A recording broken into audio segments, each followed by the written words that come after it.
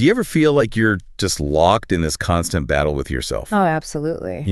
Deep down, what the healthier choice is. Yeah. Maybe it's grabbing the apple instead of the cookie, or going for that walk instead of just collapsing on the couch. Or hitting the sack on time instead of scrolling. Actually, but then the moment comes, the actual decision point, and it's like your willpower just poof, vanishes. You feel like you need this, I don't know, superhero level of discipline or something, and you just end up feeling frustrated when you inevitably fall short sometimes. That feeling is so incredibly common. And, the sources we're diving into today offer a really powerful explanation for why that internal fight is so tough to win consistently. Yeah. We're often told, aren't we, that success with habits and healthy choices is purely about having enough discipline, enough mental grit. Right. Just try harder. Exactly. But what if that whole idea is kind of missing a huge piece of the puzzle? What if the real key isn't actually needing more willpower?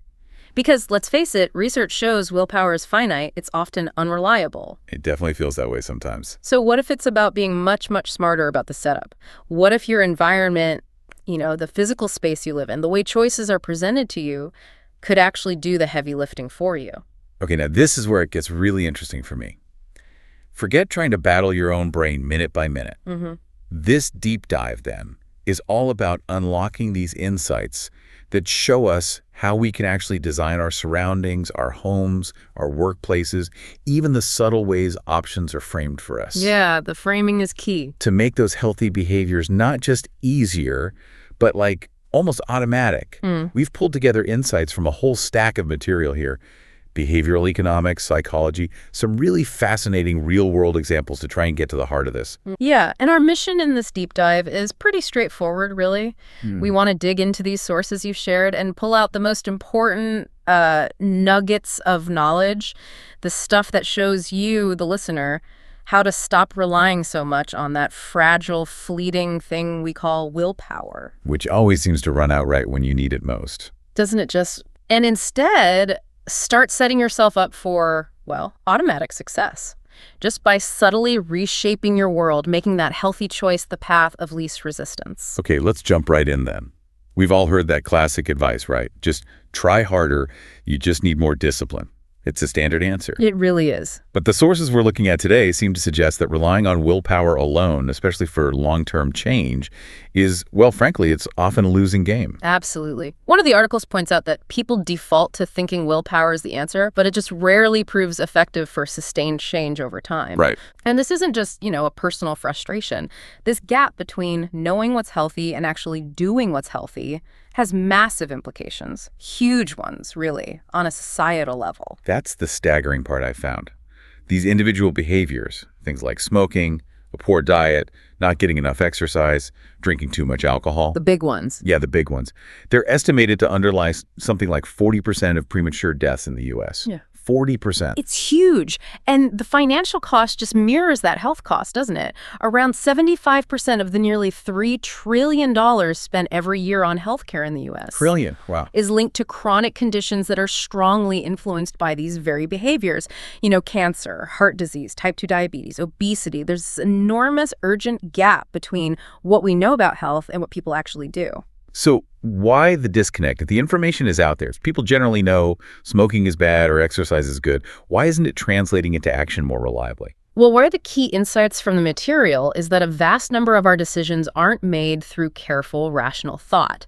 They're made without thinking. On autopilot. Exactly. We operate on autopilot for so much of our day. So just providing education about the long-term health consequences, while it's necessary information, obviously it often isn't enough because it relies on engaging that conscious, rational part of the brain. The part that takes effort. Right. The part that requires effort and is often just bypassed in the heat of the moment or when we're tired or stressed. Our default state, our immediate environment, that's what tends to take over. So the context we're in, the immediate surroundings, that seems to be a far stronger driver of what we actually do than we usually give it credit for. Much stronger. It's less about some kind of innate internal strength you either have or you don't, and much more about the external setup. Precisely. And understanding this is really where the field of behavioral economics comes in. It offers a radically different and I think often much more effective approach. Behavioral economics. Yeah, okay, it sounds a bit academic maybe. But the power of it, as described in these sources, seems to be how incredibly practical it is. It really is. It sort of meets people where they are, you know?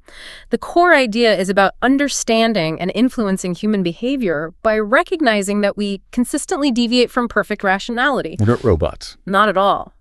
But crucially, we deviate in predictable ways. So instead of building policies or even personal strategies based on this assumption that everyone is a perfectly rational actor who will always make the optimal choice if you just give them enough data. Which clearly doesn't happen. No.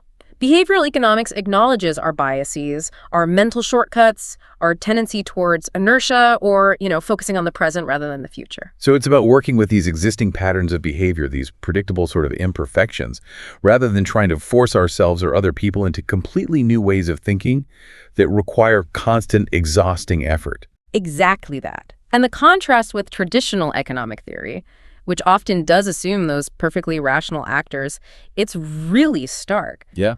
The sources give a powerful real-world example. Studies showing heart attack survivors who don't take their prescribed life-saving medications, even when those medications are provided completely free. Wow.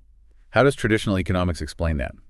Well, a purely rational model really struggles to explain that behavior. But behavioral economics, by acknowledging factors like, say, forgetfulness or the complexity of managing multiple pills or just focusing on feeling okay right now, it provides a much more useful framework for understanding and potentially changing that behavior. Okay, that makes sense. And a central concept that comes out of behavioral economics and seems really critical for this deep dive is choice architecture.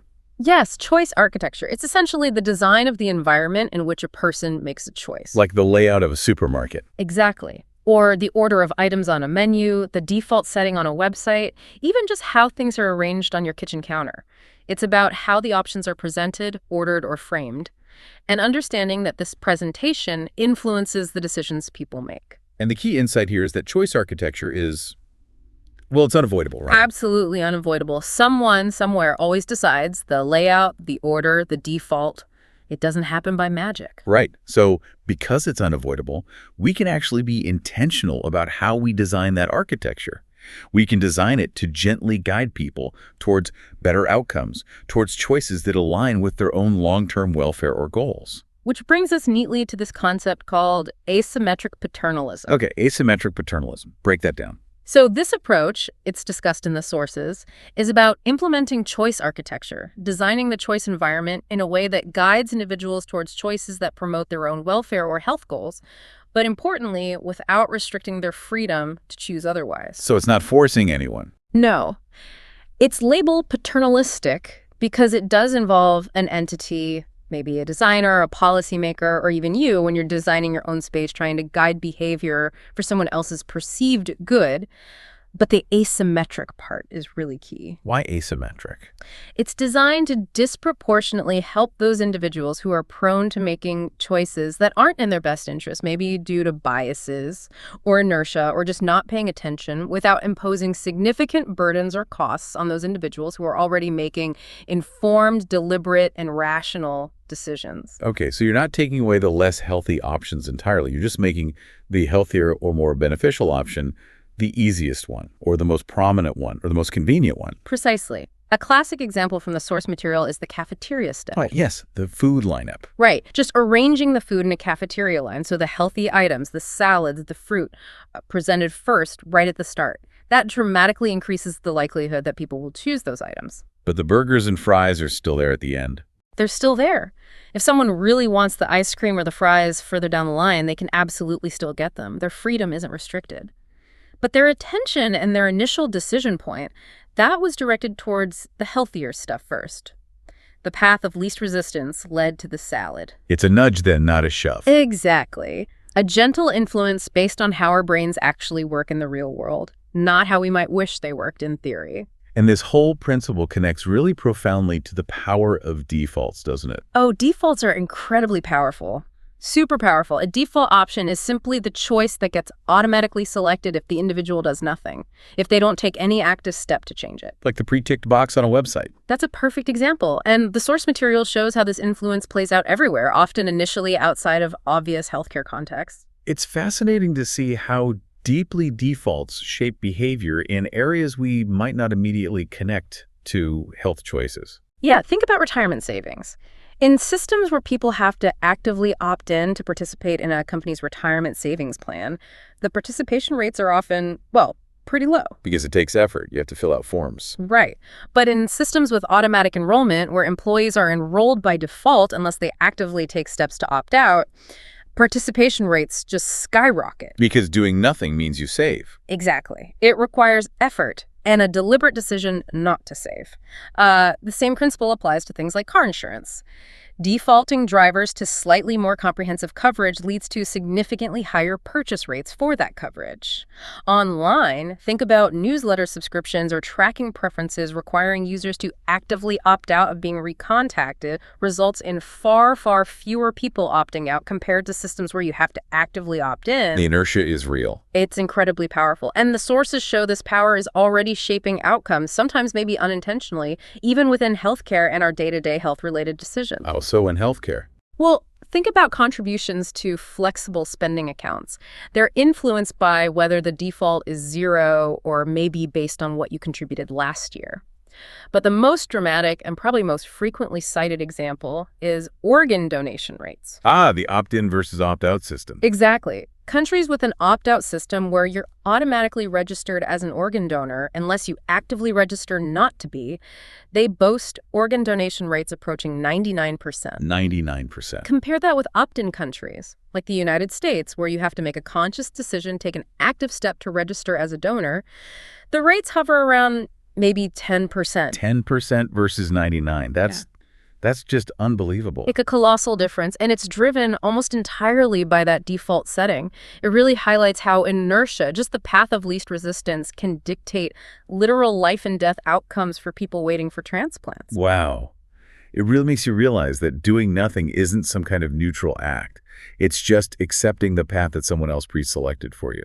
Precisely. And defaults influence decisions partly because of that inertia. It's just easier to do nothing than something, and partly because sometimes the default can be perceived as the recommended or endorsed option, especially if we don't have strong personal preferences or maybe feel a bit overwhelmed by the choice. Okay, so recognizing this immense power, there's obviously significant interest in strategically using defaults within healthcare to actively improve outcomes and population health. Yes, absolutely. The possibilities are really wide-ranging. Proposals discussed in the sources include things like making routine vaccinations an opt-out process rather than opt-in. So you get the reminder, and unless you say no, it's scheduled. Something like that, yeah.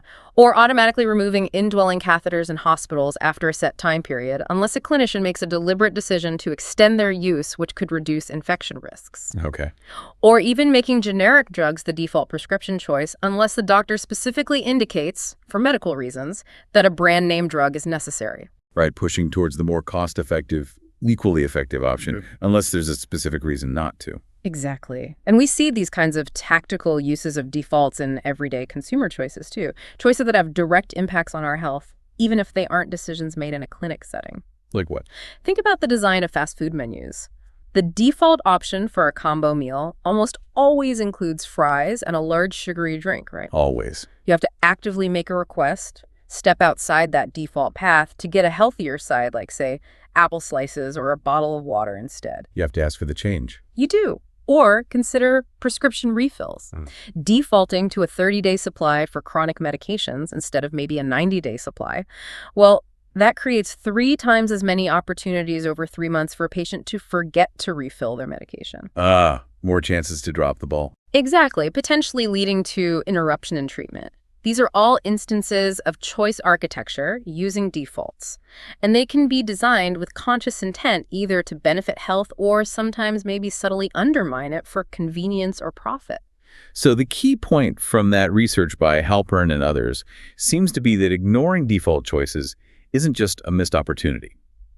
Setting a default based on, say, convenience for the provider or just historical practice, rather than thinking about the potential consequences for health, that can actually be actively detrimental. That's the argument. Since a default has to be set one way or another, you can't avoid it. The argument is strong for setting it in the way that promotes welfare, promotes better health outcomes. Makes sense. And while, some might raise concerns about paternalism, the sources really emphasize that defaults are often unavoidable anyway. The question isn't if we use defaults, but how we choose to set them. Do we do it passively, just accepting whatever is easiest or traditional? Or do we do it actively, leveraging them to guide decisions towards better health and well-being? Okay, so that covers choice architecture and defaults influencing decisions in policy, on websites, and commercial settings. But what about our most immediate personal environment? The actual physical space of our home. Now this is where the principles become incredibly tangible and really actionable for you, the listener, in your daily life. There's a particularly eye-opening study mentioned in one of the sources, the seafood diet, that looks specifically at the kitchen environment. The seafood diet, I remember reading about this. It's such a perfect illustration of the power of our physical environment, isn't it? It really is. The core idea is so simple, yet profound. You eat what you see, and you eat what's easy to grab. Seafood, eat food. Pretty much. The study involved taking photographs of over 200 residential kitchens and then correlating the types of ready-to-eat food that were just sitting out, visible on the counters, with the weight of the adults living in those homes. They focused specifically on women in this analysis. And the findings were pretty stark, weren't they? They were incredibly telling. The researchers found really clear correlations.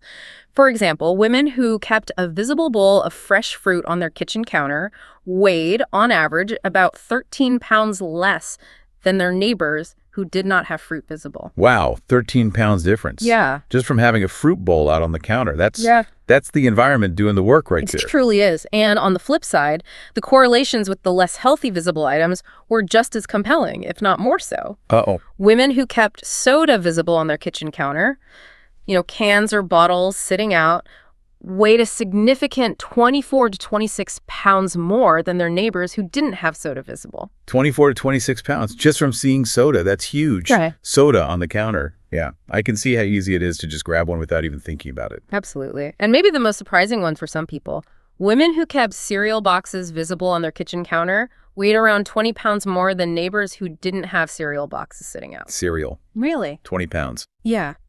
You might think of cereal mainly as a breakfast food, right? But if the box is just sitting there on the counter all day, it's incredibly easy to just grab a handful anytime you walk by. It adds up those mindless calories throughout the day. That cereal finding really drives home the you eat what you see point beyond just the obvious junk food like cookies or chips. It's about anything that's immediately accessible and ready to eat. Exactly. The takeaway is just undeniable. If tempting, less healthy food is right there, visible, easy to grab, you will eat more of it, period. But if healthy options are just as visible and just as convenient, you dramatically increase the chances of choosing those instead. So it shifts the battleground entirely. Instead of standing there in front of the pantry, having that internal wrestling match about whether or not to grab the cookies you see right there. The willpower struggle. You win the battle beforehand by making sure those cookies aren't visible and easy in the first place, or at least much harder to get to. Precisely. It's not about needing to be some kind of willpower superhero all the time. It's about being an environment design strategist in your own home. Environment design strategist. I like that. And the article, How to Redesign Your Home, gives us some really practical room-by-room examples based on this very principle. Yeah, let's walk through some of those concrete tips.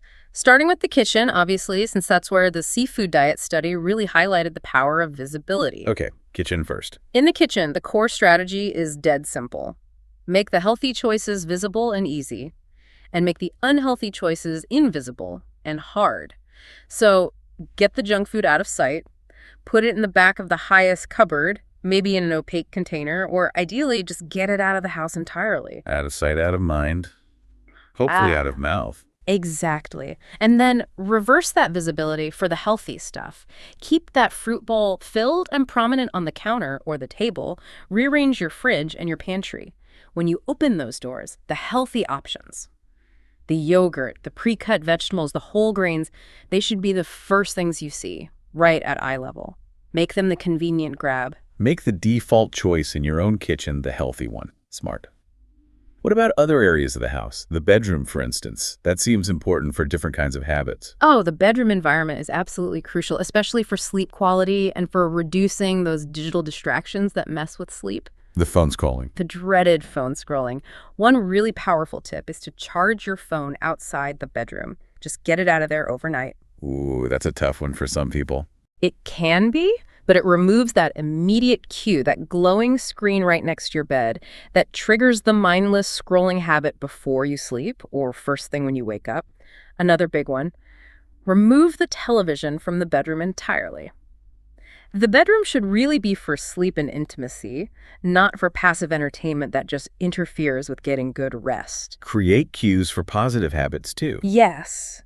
Place a glass of water on your nightstand before you go to bed. That can prompt hydration right when you wake up. And then optimize the physical environment itself for sleep. Blackout curtains to block out light, maintaining a cool temperature, investing in a comfortable mattress and pillows. Make sleep easy.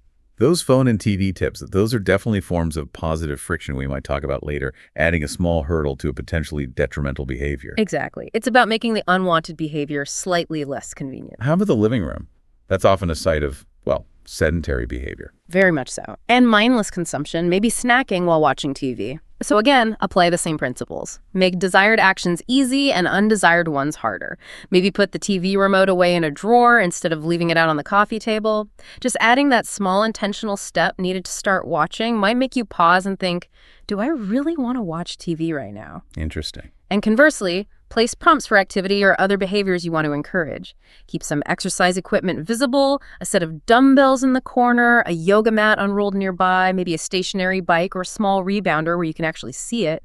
It serves as a visual reminder to use it spontaneously, maybe even during commercial breaks if you are watching TV. Or create an alternative focus. Yes, create an inviting reading nook. Have a comfy chair, good lighting, maybe a small table with a book already on it. Make reading a more appealing and obvious choice than just automatically defaulting to the screen. Okay, and the bathroom. What can we do there? Clear the clutter. That's a big one for any room, but especially the bathroom. Clear clutter from the counters and surfaces. Physical clutter often contributes to mental overwhelm. And then arrange your essentials to support habits. A really simple one. Place your dental floss right next to your toothbrush. It acts as a visual cue to remember to floss immediately after brushing, making it part of the routine. Simple, but effective. The office or workspace is another critical environment, right? Especially now with more people working from home. Habits form quickly there, especially around snacks and just sitting all day. Absolutely critical. Same principles apply. Get tempting snacks out of your immediate desk area, maybe keep them in the kitchen. Keep some lightweights or resistance bands visible near your desk to prompt quick exercise breaks throughout the day. Stretch. If it's feasible for you, consider integrating movement more directly into your workday with a standing desk or even a treadmill desk. The goal in every single room is to consciously manipulate the cues and the ease of action to support the behaviors you want. These are all such powerful, concrete examples of shaping your immediate physical space. Making the desired actions the path of least resistance, and making the undesired actions just slightly less convenient, slightly harder. Exactly. And you can take this concept of dedicated environments even further. Setting up a home gym, as discussed in one of the sources, is a prime example of leveraging your environment for automatic behavior change. A home gym feels like a bigger step, maybe, but it perfectly embodies that principle of making exercise incredibly easy and convenient by just removing barriers. It absolutely does. It eliminates the travel time to a commercial gym, the need to pack a gym bag, any privacy concerns you might have, or waiting around for equipment when your workout space is literally just steps away. No excuses. Well, fewer excuses. It dramatically lowers the activation energy, the initial effort required to just start exercising. The source material emphasizes customizing your home gym to your specific preferences, using functional training gear that fits your space, having the right accessories readily available. The key tips shared are, 1, keep your workouts varied to maintain interest, and 2, most importantly, stay consistent. And having a home gym makes consistency much more achievable precisely because the environment supports it so strongly. So it's not just about having the fancy equipment itself, but it's the environmental cue and the sheer reduction in effort and barriers that having that dedicated space provides. That's a huge part of it. And we see this principle of environmental design playing out not just in our private homes, but also in public spaces, often influencing our health choices whether we realize it or not. Right, like the cafeteria examples we mentioned. Exactly. We already touched on cafeteria layouts being designed to put healthy food first. Google is famously cited for applying this principle in their employee kitchens and cafes. They apparently hid tempting candy in opaque containers, while leaving healthier options like fruit and nuts clearly visible in glass bowls. The seafood diet principle again, but in a corporate setting? Precisely. Or think about the basic architecture of buildings. Are the stairs clearly marked, well lit, maybe painted brightly, and easy to access right near the main entrance? Or are they tucked away down some dingy hallway while the elevators are front and center, brightly lit and easy to find? Yeah, the design definitely nudges you one way or the other. It subtly influences whether people choose the healthier option of taking the stairs or the easier, more automatic option of the elevator. The environment shapes the choice. Okay, so these are all ways to make the healthy behavior the easy, almost automatic choice. But what about the flip side? What about making the unhealthy choice slightly harder, slightly less automatic? This seems to be where another fascinating concept from the sources comes in. Positive friction. Yes, positive friction. It's a really interesting idea, described well in the positive friction source. It refers to a deliberate design choice to add a small, intentional difficulty or maybe an extra step into a process. That sounds counterintuitive, doesn't it? Because in design, we usually try to minimize friction, make everything as smooth and effortless as possible. And minimizing friction is usually good design, especially when the friction is just unnecessary hassle or it hinders actions people actually want to take. That's often referred to negatively as sludge. Right. Positive friction is different. It's friction with a purpose. The added difficulty is intentional and designed specifically to disrupt mindless or automatic behavior and prompt a moment of reflection or a conscious decision, ultimately for the user's benefit. Okay, so it's friction designed to help you, not hinder you unnecessarily. Can you give some examples of how positive friction is used, particularly for health or well-being goals? Sure. In the digital world, think about messaging apps. Some have features that add a little step or a prompt if you try to send a message really late at night, or maybe to someone whose notifications are currently snoozed. It might pop up a little message asking, "Are you sure you want to disturb them right now?" Makes you pause for a second. Exactly. It makes you pause and reflect instead of just firing off the message automatically. Another example mentioned was a proposed banking feature. Imagine if late-night purchases, which might be impulsive, required a quick review and confirmation the next morning before they fully cleared. That adds a small hurdle to potential overspending triggered by impulse or maybe being tired. Interesting. And how about in broader public health policy? Well, smoking bans and increased taxes on tobacco are classic, really powerful examples of positive friction in action. Right, making it harder and more expensive. Well, exactly. Simply providing information about the health risks of smoking, while important, had a relatively limited impact on its own. But making it illegal or just plain inconvenient to smoke in public places, indoors, near entrances, that added significant physical friction. And making cigarettes much more expensive through taxes added major financial friction. These deliberate hurdles dramatically increased the effort and the cost associated with smoking. And that worked much better than just telling people it was bad for them. Far more effectively, yes. It's significantly reduced consumption. It's about adding just enough of a speed bump, if you will, to break that automatic link between a cue, maybe stress or finishing a meal, and the impulsive, potentially harmful behavior of lighting up. It gives the rational mind a chance to catch up and maybe make a different choice. Okay, so how does all this environment design stuff, whether it's changing our physical space, using defaults smartly, adding positive friction, how does it all tie back to the fundamental idea of habits? Well, it directly impacts the habit loop. That's the core framework that Charles Duhigg popularized in his book, The Power of Habit. Right, the cue, routine, reward loop. I remember that. Exactly. So a habit is basically a neurological loop that starts with a cue, some kind of trigger in your environment or internal state. That's followed by a routine rename, the behavior itself, the action you take.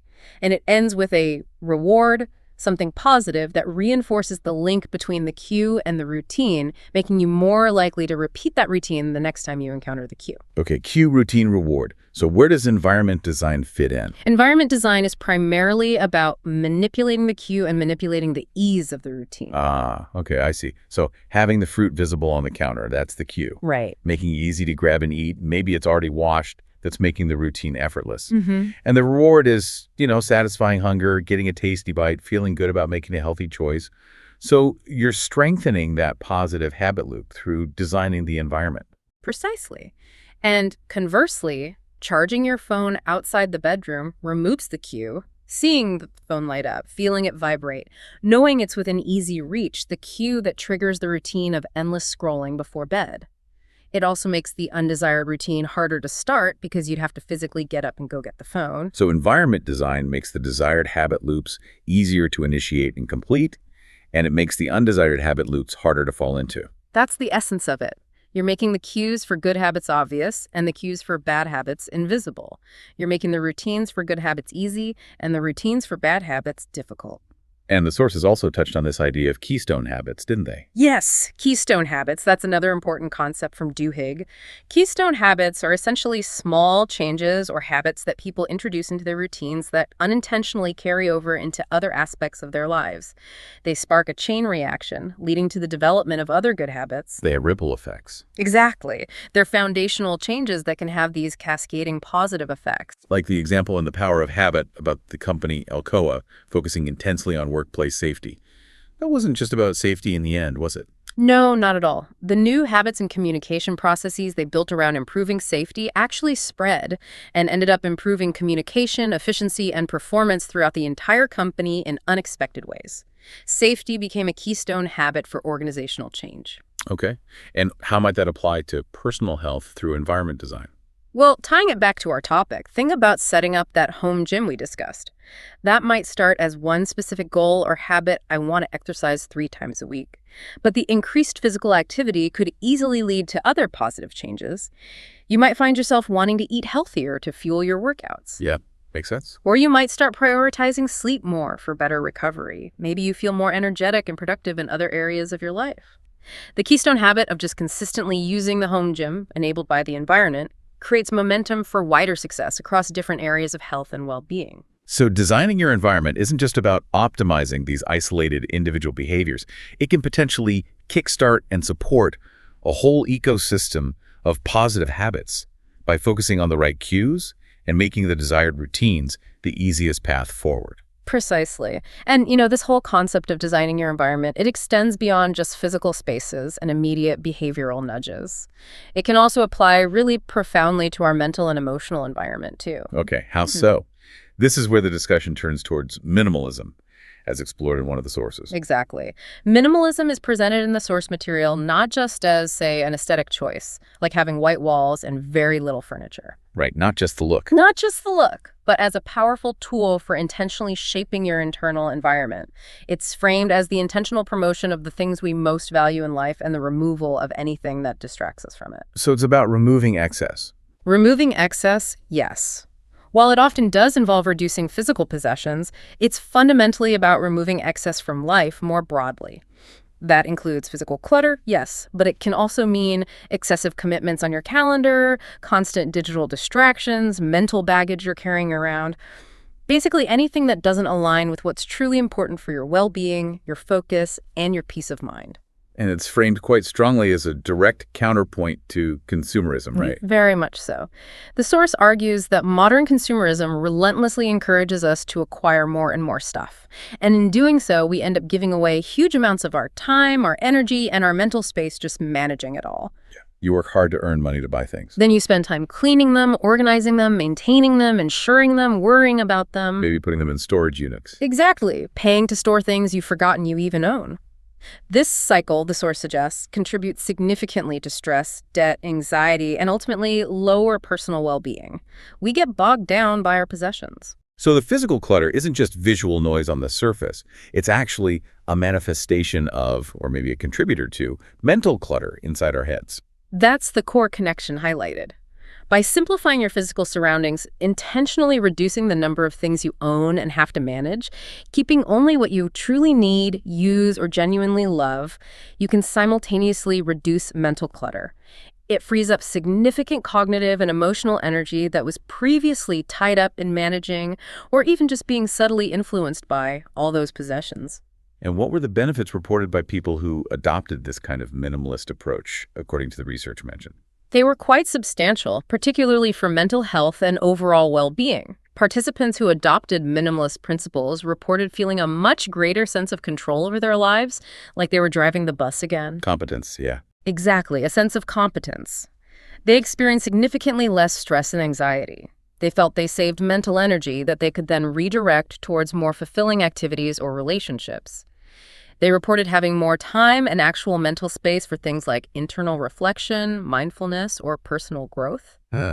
They also spoke of relearning to appreciate simpler experiences, finding greater peace and clarity in their daily lives, just feeling lighter somehow. So it's really about intentionally designing an environment, both external and internal, that supports focus and clarity and intentional living, rather than one that constantly fosters distraction, obligation tied to stuff, and just mental overwhelm. It's another really powerful facet of leveraging your environment, this time focusing specifically on optimizing your internal state and aligning your life more closely with your core values. Okay, so we've explored just how powerful environment design can be. We've talked about manipulating physical space, leveraging defaults, adding positive friction, clearing mental clutter through minimalism, all these ways to nudge ourselves towards healthier choices and support positive habits. It really does seem like an incredibly effective alternative to constantly relying on willpower, especially for those of us who feel like we lack it sometimes. It certainly presents a very compelling case for shifting our focus, doesn't it? Yeah. Moving away from just the internal struggle and looking much more closely at the external setup. But here's where one of the sources introduces a really critical nuance, a potential challenge that kind of complicates the picture and gives us something deeper to consider. Uh-oh. What's the catch? It comes from the study that specifically looked at pre-commitment strategies. The one titled something like, "Pre-commitment is effective, but choosing it freely requires good self-control." Ah, yes, the pre-commitment experiment. The one involving solving those matrix problems for payment. That's the one.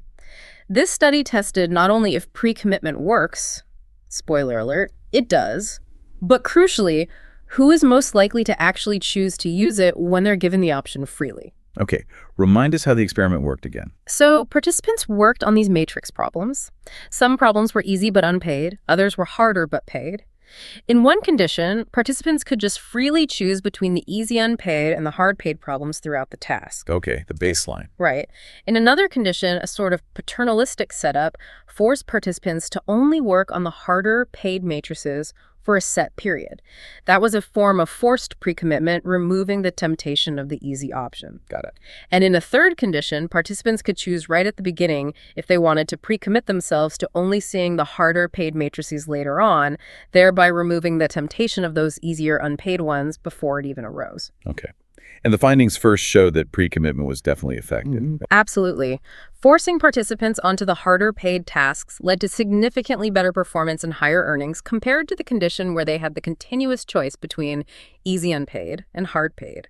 And even just having the option to pre-commit, for those who chose it, led to improved performance compared to the baseline group who never had the option. So, causally, the data clearly showed that designing your environment in this case, by removing the temptation of low-effort alternatives, does improve performance and outcomes, at least in this task. Yes, it strongly supports the core idea we've been discussing all along. Environmental design strategies like pre-commitment are powerful tools for overcoming self-control challenges. But then came the crucial, and maybe, frankly, the challenging finding. The one that emerged when participants were simply given the choice whether or not to use that pre-commitment strategy. This is the part that adds that layer of complexity. The study also measured participants' general level of trait self-control, basically. How well they typically regulate their impulses and stay focused on long-term goals in other areas of their life based on questionnaires. Okay? And the results were really striking. When given the option to pre-commit to only seeing the harder paid matrices, individuals who scored low on trait self-control were significantly less likely to choose this helpful strategy compared to those who scored high on self-control. How much less likely? The difference was substantial, a 35 percentage point difference in the likelihood of choosing pre-commitment. Let me say that again. The people who, theoretically, needed the help the most were the least likely to opt in to the tool that provided that help. Wow. Okay. So the people who struggle most with willpower and self-control, the ones who probably have the most to gain from using environmental design or pre-commitment strategies, they are precisely the ones least inclined to actually choose these strategies when they are presented simply as optional tools. That's what the specific study strongly suggests, yes. And perhaps even more concerning, the researchers found that simply providing information about how effective pre-commitment was in the forced condition didn't significantly close this gap. So even telling them, hey, this thing works, didn't make a big difference. Apparently not much. People with low self-control were still much less likely to choose pre-commitment, even after being shown data proving that it worked well for others. Huh. This really complicates the picture for purely individual level solutions, doesn't it? If we just say, build apps that let you block distracting websites, or make healthier meal plan options available through your workplace, or just explain the benefits of setting up your kitchen in a certain way, are we mainly providing tools that are going to be disproportionately adopted by those who already have sufficient self-control or foresight to make the choice to use those tools in the first place? It absolutely raises critical questions about potential inequalities and the limitations of purely optional individual choice interventions, particularly when we're talking about behaviors that have wider public health implications. It seems needing the strategy doesn't automatically translate into choosing the strategy, especially when the very act of choosing it might itself require an initial bit of self-control, planning, or belief in its effectiveness that might be lacking. Okay, that's a really important layer to add to this whole discussion. So, bringing everything we've talked about together now from all these different sources, what's the core lesson? What should we really take away from this deep dive? I think the overarching, really powerful theme is this. Instead of constantly engaging in that difficult, often losing internal battle, trying to reshape our behavior just through sheer willpower or self-deprivation, or even just relying on the cognitive effort required by education alone. The constant struggle. Yeah, a far more effective and likely more sustainable approach is to consciously reshape the context, reshape the environment in which we make decisions and perform actions, modify your physical space, influence the way choices are presented to you, that choice architecture we talked about. Do it so that your existing patterns of behavior, your natural human tendencies towards ease and visibility and inertia, are more likely to naturally lead you towards healthy and beneficial outcomes. So make the healthy choice the easy choice. Make it the automatic choice. Make it the path of least resistance. That's the goal. Yes, it's about leveraging predictable human behavior, our inertia, our tendency to respond to visual cues, our preference for ease and designing environments that subtly but powerfully nudge us towards what's ultimately good for us.